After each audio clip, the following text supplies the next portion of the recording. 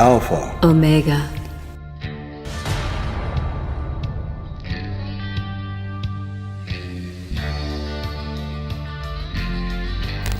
Mark says, I studied Qigong, Feng Shui, and Chinese herbs. I bought the Golden Dawn book a few weeks ago, and it is huge. What would be a good place to start since I'm trying to cram all these studies and work at a full-time job? Okay, that's really easy in your case, Mark. Okay. Okay, you say you study Qigong, Feng Shui, and Chinese herbs. Do you practice Qigong? Because Qigong will serve you in very good stead in your magical practice. Qigong and Feng Shui come from ancient Taoism in China. In fact, the Taoist tradition, the ancient Taoist tradition, has some very interesting similarities with the Western Hermetic tradition. The most important difference being ours has not been persecuted the way the Taoist tradition has been persecuted in China. These days, belonging to Falun Gong or having to do with the, working with the Qi energy can land you in prison in China. Yes. Whereas here in the West, no. So we've been very, very fortunate in that magic is not forbidden, and working with the Lux energy, the God Force energy, is not forbidden here. We're really, really very lucky. And, if certain people have their way, that's not going to be the case for long. There are people that want to not only form a one world government, they want to eliminate religion entirely. And of course, all knowledge of the Lux, all knowledge of what they call Qi or Lux in China, all knowledge of Kundalini, this will all, of course, be repressed if we ever allow worldwide repressive regime to get into power. Yes. So let's hope that doesn't happen. So Mark, I hope that answers your question. Okay, no, it didn't yet. Let's see.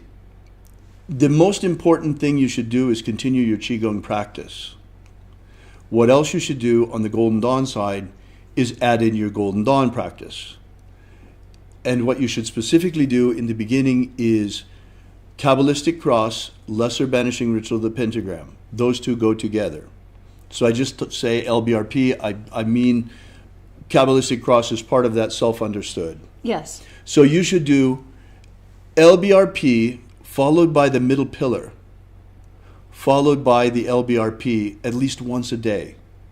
If you do no more than this, you will get maximum results from your time with us for a minimum investment of your time. It's very important because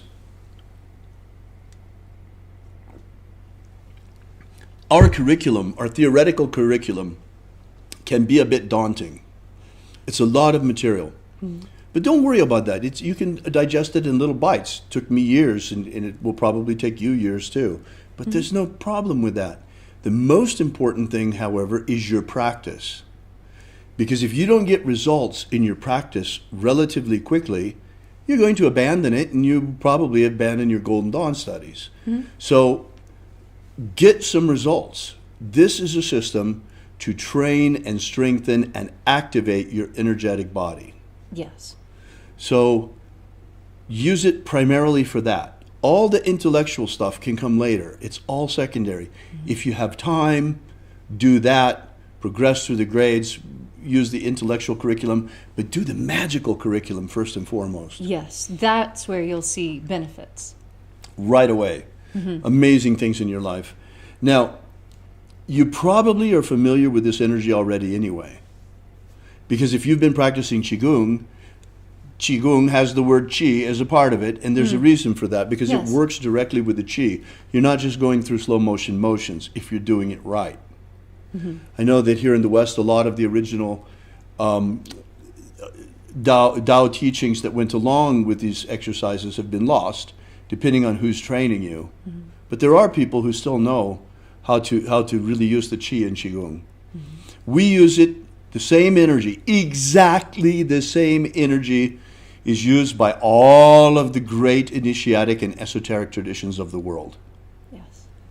Whether it's Kundalini in Tantra, ancient Tantra in India, or whether it's Qi in ancient Taoism, in China, or whether it's Lux in ancient Hermeticism here in the West, it's all the same energy.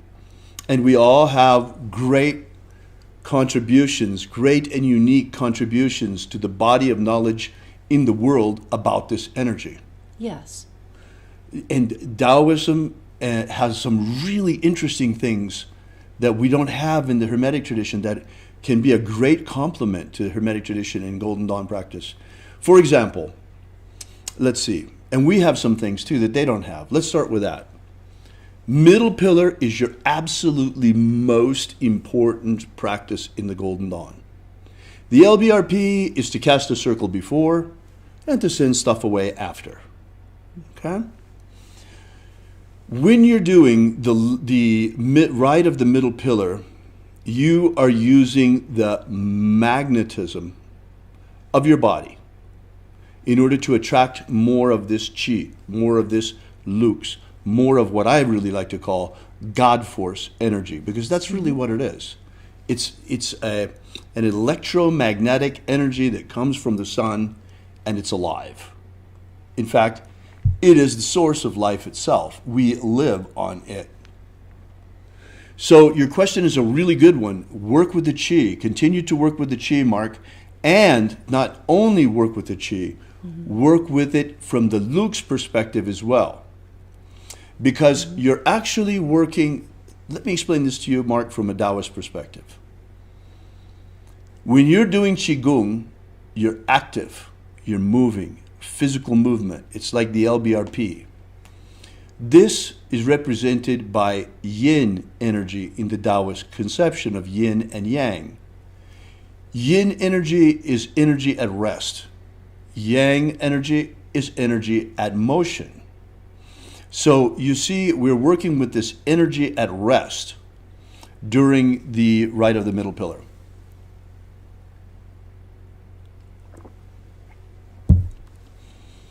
In the universe, in science, we see these things rather than as yin and yang. In the universe, we talk about fusion and gravity. Gravity being the magnetic force that holds the planets together and holds the planets in their rotation around rotation around the sun, and fusion being the force that fuels the stars and fuels the galaxies. This is just another way of saying yin and yang. In the Golden Dawn, we represent these things on the glyph of the Kabbalistic tree of life. You have the 10 Sephirot. Think of the Sephirot, for convenience sakes, as cups, containers of energy, like this glass. You know, this is like a Sephirah, and the energy inside is the Lux. So these are containers containing the energy at rest. Whereas the paths on the tree of life that you see, each emanating from the Sephirot and flowing between the Sephirot, this is the yang energy when it's in motion. Should I get the diagram? No, it's not a problem. Okay. We will put it up later when we replay the video. When we release the video, we'll add it. It's not a problem. Sure. You guys can pull up on Google right now, Tree of Life. It's real simple. It's really simple to pull up if you want to look at it. I don't have one here set up. Remember, folks, this is not a prepared lesson. We don't do prepared lessons. We do teleprompter free. Okay, you really want to go get it? Go get it. It's so nice. Okay, yes. yes. I haven't seen it yet. Oh, you're right. I see what you mean. Okay, yeah. I know. We were getting ready to do 5 = 6 initiations last week, and we were getting some things out of storage and things. We initiated a whole crew of adepts, and one of the things that we found was something from my very, very early years of magic, when I was creating incredible things to prove to myself that magic is real. And this was so beautiful when I found it. I really wanted to show it to everyone. Here, we'll stand back this way. Isn't this gorgeous? Isn't it beautiful? I was telling Lana, there's a stain here. I used to use it as an altar cloth. There's a stain here and there. So I don't know how we can fix it. So she wants to put it in a under a frame and treat it as an artifact. Of course. Anyway, so that's the tree of life. And that's the symbolism of the energy at rest and energy in motion explained from the point of view of the Hermetic tradition. Mm-hmm. Whereas the Taoist tradition explains these things with a different symbolism as the two forces, masculine and feminine, yin and yang, science as fusion and gravity. But it's really all the same energy. And if you really want to get down to it, it is all ones and zeros. Don't be alarmed. Right. 1 and 0. All right. Now, how does this play out in your life as a magician using Golden Dawn magic? Okay, you're doing middle pillar. Mm-hmm. Middle pillar, you're using the magnetism of your body to work with the yin aspect of the God Force energy. Yes. Excuse me for making all of these cross-cultural references, but it's really important. The best way. It's the best way to explain it. You know, so you're working with this God Force energy. You're working with the passive magnetic aspect of it. Yes. Okay, not the outflowing, shining fusion aspect of it, but instead you're using the magnetism of your own body to attract more God Force. Yes. You're bringing it in. You're like building an egg of light around you with this. And that nurtures your energetic body. It feeds you. It charges your energetic body. You will notice it's working because you start to get these automatic outrushes of yang energy. Yes, and they feel really spectacular. You know how you're... Okay, so example. I'm in the kitchen. I'm frying bacon. Happy morning, yay, and all of a sudden, whoo! It's like someone has poured a glass of ice water up my back. Oh, very thrilling. And then it happened again, and then it happened again. And once you have that first one, and you feel that, whoo, you can make it come again. Right, and Qigong is a great way to learn to direct and control the energy. Another great way is the rite of the Kabbalistic cross. Yes. Because with the rite of the Kabbalistic cross, you are calling the energy from above to below, from center to right, from center to left, and then you're circulating it around your heart. So this is a way to begin to work with the energy in motion. You're going to want to, over time, bring this energy under the control of your magical will, which means it comes when you want it to, and it goes where you want it to. You can summon it and you can direct it. For example, one way that we use this energy is to charge a talisman. Talismans are symbolical objects, by definition, symbolical objects that are charged with energy for a specific purpose. Say, for example, you want to find a new girlfriend or a new wife. You could do a Venus talisman, and you could do a Venus invocation, and then you would project, using the sign of the Emperor, God Force or Lux or Qi energy into the talisman to charge it, to make it active. So you can take this energy and project it into objects for magical purposes, for example. You can take the same energy. Oh yes, by the way, this is the same energy that they use in Reiki as well. You can use this energy to heal, as they do in Reiki. Yes. You can use this energy, well, what most of us do, to be more alive. I want to come back a little bit to the Taoist tradition, because we were talking about some of the things, the contributions that we have here in the West to what might be the perennial initiatic tradition. But there are some really, really interesting things that come out of the East, and especially out of Taoism. To me, it seems that the most important contribution of Taoism to the worldwide initiatic knowledge is this whole science of the meridians of the body and the meridian points. This is something that's by and large missing in the Hermetic tradition, that you find very, very well developed in the Taoist tradition. Yes. Now, this can be useful to you.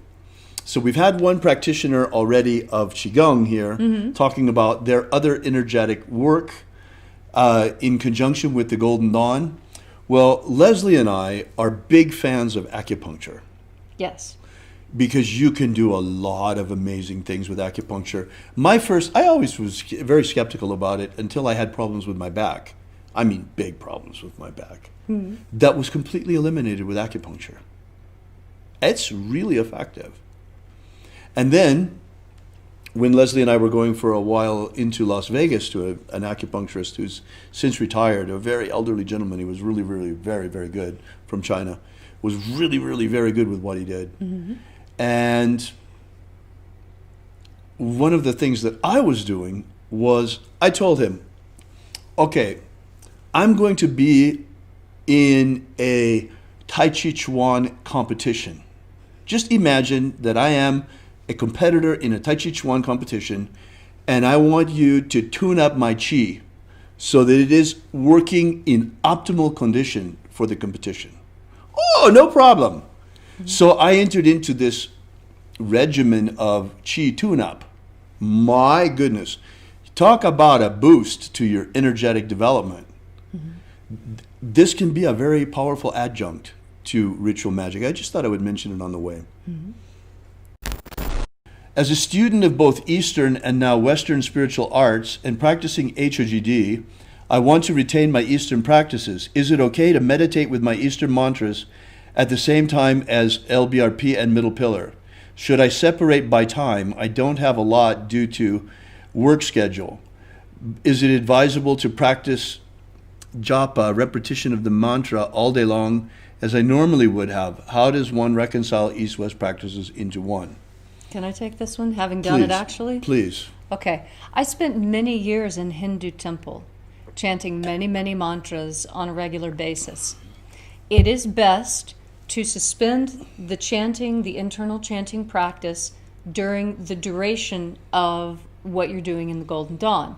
Now, that being said, I found it incredibly difficult. And so what I did is I dismissed that part of my consciousness to a meditation room inside my mind, so that that portion of me that consistently chants can be sectioned off into another place, continuing its chanting, but energetically sectioned off. Right.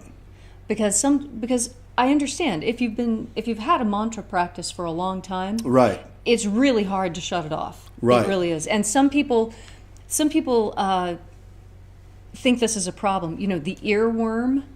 People who get earworms. Okay, a mantra is an earworm of your own choosing. The Om Mani Padme Hum earworm is beautiful to have, and it can actually overwrite other earworms you may have.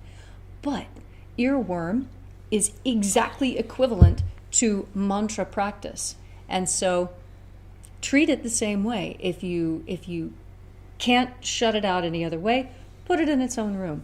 But I encourage you to learn how to shut that off. It's part of a powerful sovereign mind and an adept magician to be able to turn keys and lock things, and this energy comes on now, and this energy goes off now, and I'm doing this. Right. This is what you want to be skilled at. Yes, go ahead, work 2 or 3 different traditions, but close the door behind you and keep the systems isolated. This will create precision and excellence within your practice, because so few people are actually able to do it. I agree, yeah. Yeah, so that's really what, don't blend them. Instead, be rigid, keep them definitely separate, and you'll notice an increased power by doing that. Very good. Thank you, Leslie. That's very similar to what I wanted to say. I was going to suggest that you keep them separated one way or another. This is a much better way that you suggested. I was going to suggest, yes, in time, devote a certain amount of time to your Eastern practices and a certain amount of time to your Western practices. Yes. Keep them, but do keep them separate. Do not make the big yellow cheese glob out of it. Like Right. like somebody's trying to say they're trying to create a world religion now called Chrislam. Right. Oh. You don't and- want to be part of the yellow cheese glob. Right. And do you know what the favorite dish is? What? It's pizza and sausage stir fry. Ooh, nasty. Pizza stir fry. Oh. Doesn't that sound horrible? Okay, this is what happens when you mix indiscriminately. You don't want pizza stir fries, Right. and you don't want a peanut butter and jelly pot roast. You can also cause problems for yourself because there can be a conflict of egregores. I suggest that you Yes. keep each egregore neatly separated and segregated. For example, I separate in time, and I don't know if you've ever noticed this or not, but I separate physically in time my Japanese ancestors worship practice from my Chinese tea ceremony practice by at least 4 hours. If I've done tea ceremony, I'll wait 4 hours before going to the ancestors worship altar because it's wonderful. Japanese. Because the Japanese and the Chinese have hated each other for thousands of years. And you don't want those two traditions anywhere near each other if you're trying to keep everything nice and hermetically calm in your world. Right, exactly. Yeah, we have lots of different kinds of magics that we have going on here, but we have them separated in a whole lot of different ways. Like you're separating that practice in time, and we separate also in terms of space. Like the magic of Jesus is done out there in the hinge. Golden Dawn magic, by and large, is done in the Golden Dawn temple. Right, we have a specific place where shamanistic work is carried out. Yes, it's So- very carefully compartmentalized here. Compartmentalized. So, Mark, you're going to need to, yes, you can do that, no problem. But keeping it compartmentalized could be a problem. Now, there is another thing, and that is diet. Eastern practices frequently require vegetarianism. Right. That doesn't really work for Western people. We here in the West, we try to keep our caloric intake so that we're balancing for the seasons with more really rich foods in the winter and more Wet and crispy. yeah in the summertime. So this may be difficult for you to reconcile this different philosophy of nutrition here in the West with Hermetic practice with your Eastern practice. And remember something. If you're practicing an Eastern practice, you're always a Westerner. First and foremost. That's why I always try to tell people, look, the advantage to working with the Golden Dawn is if you're from the West, this is your own psychic system. You're predisposed to understand Right. it. It's your symbolical language of this truth. And trying to rob foreign temples, for lack of a better word, is Right. never a good idea. Right. So it's better if you can work within the egregore of your own culture and preserve these traditions and work these traditions. But then again, you don't want to throw the baby out with the bathwater. Leslie and I are certainly not opposed to going for acupuncture sessions. No, and I love my Asian traditions that I picked up when I was in Okinawa. And I would encourage you, Mark, to look at Okinawan dietary habits if you're trying to reconcile Eastern and Western practice. Because what I liked best about living in Okinawa, do you know what they eat the most of? What? Greens and fried pork. Except they Wow. put it on rice instead of fried potatoes. Oh, my It was an goodness. easy switch. Oh, wow. But tell them what they told you in the Hindu temple about your adventure in vegetarianism. Right. My guru, he was very good to me, Guru Paranjotiyar. And he said, he came up to me one day and he said, "You are not looking well." And I said, "Well, you know, I'm feeling a little weak. I've never been vegetarian quite so long." His eyes got as wide as saucers. He says, "Why are you eating a vegetarian diet?" Then my eyes got wide, like, "But I thought it was supposed to be." And he said, "You're a Westerner. This is going to make you sick. It's already making you sick, isn't it?" I was like, "Well, yeah." And he says, "And you crave meat?" I said, "Yes." And he says, "Well, that is your nature. You should eat meat. Do not do this vegetarian thing. You simply weren't born lucky enough to be able to handle a vegetarian diet. And so you'll have to wait till another incarnation. Oh, That's wow. all right. Go ahead and eat meat now. It will be fine." Well, And that's so- one way of looking at it. And so it was kind of a thing. But in fact, he was being honest with me. And he was telling me something that nobody else really had the nerve to. And he was saying, "Hey, you, Western lady, What are you doing in our temple? You're not one of us. Try again next time, but for now, you are not in the kind of body that can handle a vegetarian diet. So please, do not hurt yourself. Wow. And that's how I continued. I would eat the vegetarian food there, and then as soon as I left the temple, I'd head home for a steak, because this is what I need. I am a very, very Western person. And the more I studied the Eastern ways, the more I realized that I was just ignoring my own home. And the way of Hermeticism is the way of balance. We try to have balance in all things. Yes. And so we're not strictly vegetarian, but we don't necessarily eat meat all year round either. Right. So it's a middle way. Right. It's the way of temperance. It's the way of a little bit is good. Well, the way we used to say it in my family is, enough is enough, and too much is nasty. Oh, wow. The Illuminati have cast a powerful spell on the peoples of the earth. And while many still sleepwalk like zombies in a trance, they have prepared everything nearly to enslave humanity under a new world empire. Of our hearts, the power of our magic, and the strength of our numbers, we still can break the spell put on our people. We're just a ragtag bunch of magicians armed only with the power of our prayer and the power of our faith and the power of our magic. But whether you be Christian, Jew, Wiccan, pagan, magician, shamanic practitioner, or any other stripe of spiritual warrior of humanity against this evil falls to us. So we, who now, to stand with us against the rising darkness, because you're our only hope.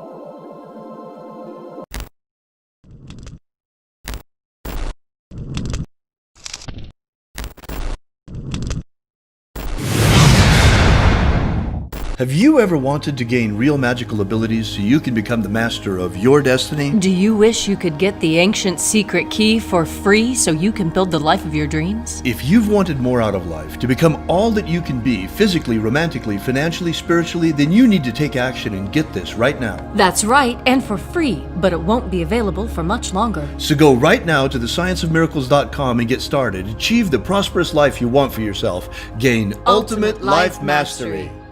Are you familiar with the Rosicrucian with what's his name? He's popular in the States. He's the president or the Emperor. Imperator. The president. Emperor. Imperator. From the Golden Dawn. What's his name? Oh. David Griffin holds this position as Emperor. Imperator. David Griffin. David Griffin. David Griffin. David Griffin. David Griffin. Have David Griffin. I saw an email yesterday that he sent out about, there's a magical war going on. The Mage War. Demons of the infernal realm. I'm all of them. There is really a magical war going on. The Mage War. There is a guy called David Griffin who is heading all these magicians. David Griffin is S.L. McGregor Mather's present successor. David Griffin. David Griffin. David Griffin. David Griffin. I'm Golden Dawn Imperator David Griffin. David Griffin. David Griffin. David Griffin. David Griffin. Now David Griffin. There's a magical war going on. So there is really a magical war going on.